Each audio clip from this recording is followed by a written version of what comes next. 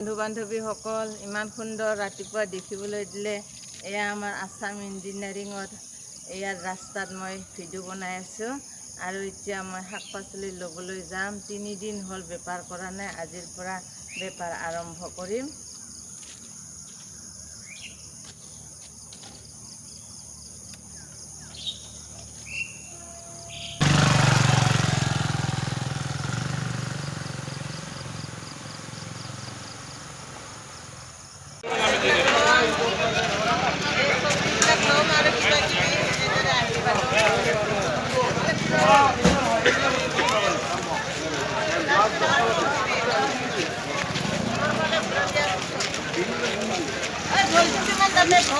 ফল লবা যে 100 টাকা পাল্লা।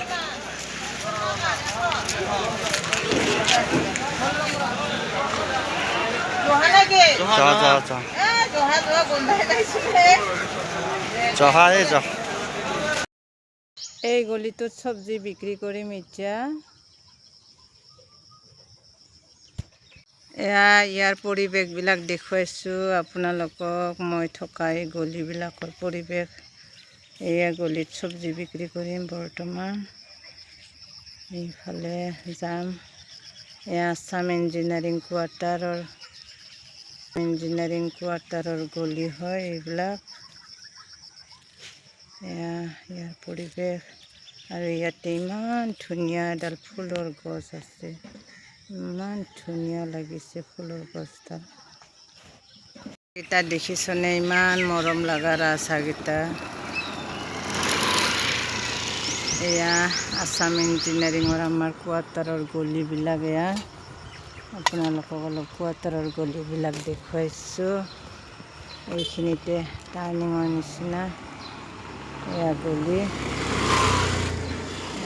ইমান ধুনীয়া পৰিৱেশ আমাৰ ইয়াত। কি আজি চব্জি বিক্ৰী কৰি যোৱাই নাই নেকি নে?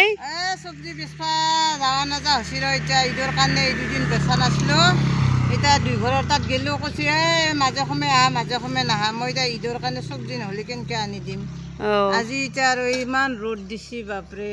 তাকেতো ইমান চব্জি এতিয়া আপোনাৰ এতিয়ালৈকে বিক্ৰীয়ে যোৱা নাই। এতিয়া 11টা বাজিল। বহুত কষ্ট হৈছে এইফালে। তাকেতো এতিয়া ফ্ৰেণ্ডবিলাকে ছাপৰ্ট কৰিলে হয় আৰু বাইদেউ বহুত কষ্ট কৰে। আপোনালোকে দেখিছেনে এই গাড়ীখনত বাইদেউ কেনেকৈ বস্তু লৈ আহিছে চব্জি তব্জি দেখিছেনে। আৰু ইফালে ৰ'দ, কেনেকুৱা ৰ'দ আপোনালোকে বতৰ চাই গমেই পাইছে। আপোনালোকেতো গমেই পাই আছে কিমান গৰম। এই বাইদেউ এই গৰমতে মাথাই পেলাই দিছে একদম। গতিকে আপোনালোকে যাতে বাইদেউক ছাপৰ্ট কৰে, মৰম দিয়ে।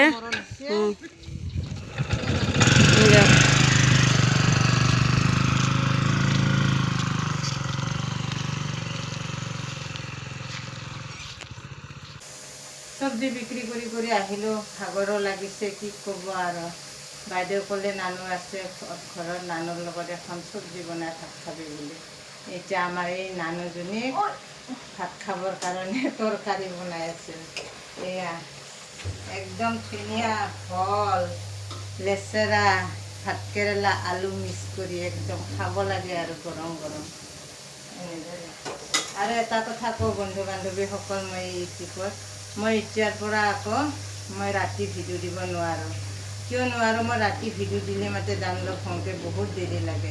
আপোনালোকে মোক ৰাতিপুৱাৰ বেলা মই ভিডিঅ' ডালিম আৰু ৰাতিপুৱাৰ বেলা আপোনালোকে চাব দিনটো ৰাতিলৈকে কিমান চাই। আজিৰ পৰা মই ৰাতিপুৱাৰ বেলা ভিডিঅ' দিয়াত কৰিম। আশীৰ্বাদ কৰিব যাতে মই পুৱা ভিডিঅ' দিবলৈ পাৰিম।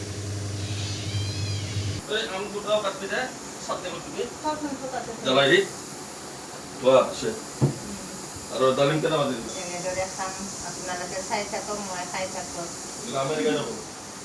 এনেদৰে তৰকাৰী বনোৱা হৈ গ'ল। আকৌ এতিয়া নানি মই ভাত খাম একেলগে সুন্দৰভাৱে।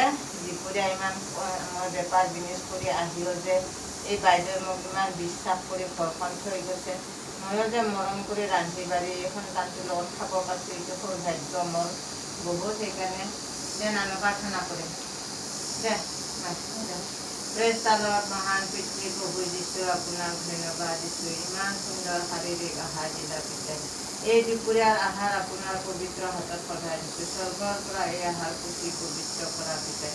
এই আহাৰ খাই আমাক বুদ্ধি জ্ঞান দিয়া। যি ভঁৰালৰ পৰা প্ৰতিগৰাকী চাকৰি কৰি সকলো কিনিলে পিতাই এই ভনীগৰাকীৰ চাকৰি জীৱনত আত্মীয় জীৱনত স্বামীৰ জীৱনত তাৰ ছোৱালী দুজনীৰ জীৱনত সকলোতে আশীৰ্বাদ কৰা ময়ো যেন এনেদৰে আত্মিক সন্মান দি কেনে যেন ৰন্ধা বঢ়া সকলোকে ঘৰখন বিশ্বাসত যেনেদৰে দি যায় তেনেদৰে যেন থ'বলৈ পাৰিম পিতাই এনে আশীৰ্বাদ কৰা ধন্য প্ৰভু এই আহাৰ খাই আমাক বুদ্ধি জ্ঞান দিয়া আমেন আমেন খা